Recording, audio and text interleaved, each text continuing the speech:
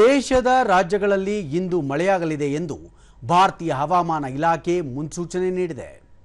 ಬಿಹಾರ, ಉತ್ತರ ಪ್ರದೇಶ, ಅಸ್ಸಾಂ, ಮೇಘಾಲಯ, ನಾಗಾಲ್ಯಾಂಡ್, ಮಣಿಪುರ, ಮಿಜೋರಾಂ, ತ್ರಿಪುರಾ, ಉಪ ಹಿಮಾಲಯ, ಪಶ್ಚಿಮ ಬಂಗಾಳ ಮತ್ತು ಸಿಕ್ಕಿಂನಲ್ಲಿ ಮುಂದಿನ 3 ದಿನಗಳ ಕಾಲ ಭಾರೀ ಮಳೆಯಾಗುವ ಸಾಧ್ಯತೆ ಇದ್ದು ಈ ರಾಜ್ಯಗಳಿಗೆ ಆರೆಂಜ್ ಅಲರ್ಟ್ ಘೋಷಿಸಲಾಗಿದೆ.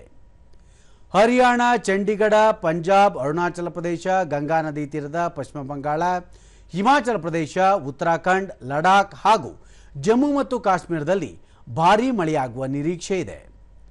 ಕರ್ನಾಟಕ ಸೇರಿದಂತೆ ಆಂಧ್ರ ಪ್ರದೇಶ, ಮಧ್ಯಪ್ರದೇಶ, ತೆಲಂಗಾಣ, ಒಡಿಶಾ, ತಮಿಳುನಾಡು, ಪುದುಚೇರಿ, ಛತ್ತೀಸ್ಗಢ, ಜಾರ್ಖಂಡ್, ಅಂಡಮಾನ್ ಮತ್ತು ನಿಕೋಬಾರ್ ದ್ವೀಪಗಳು ಹಾಗೂ ಈಶಾನ್ಯ ರಾಜ್ಯಗಳ ಕೆಲವು ಭಾಗಗಳಲ್ಲಿ ಗುಡುಗು ಮಿಂಚು ಹಾಗೂ ಬಿರುಗಾಳಿ ಸಹಿತ ಮಳೆಯಾಗುವ ಸಾಧ್ಯತೆ ಇದೆ ಎಂದು ಇಲಾಖೆ ಎಚ್ಚರಿಕೆ ನೀಡಿದೆ. ಇನ್ನು ರಾಷ್ಟ್ರ ರಾಜಧಾನಿ ದೆಹಲಿಯಲ್ಲಿ ಗುಡುಗು ಮತ್ತು ಮಿಂಚು ಸಹಿತ ಸಾಧಾರಣದಿಂದ ತುಂತುರು ಮಳೆಯಾಗುವ ಸಾಧ್ಯತೆ ಇದೆ ಎಂದು ಹವಾಮಾನ ಇಲಾಖೆ ವರದಿಯಲ್ಲಿ ತಿಳಿಸಲಾಗಿದೆ.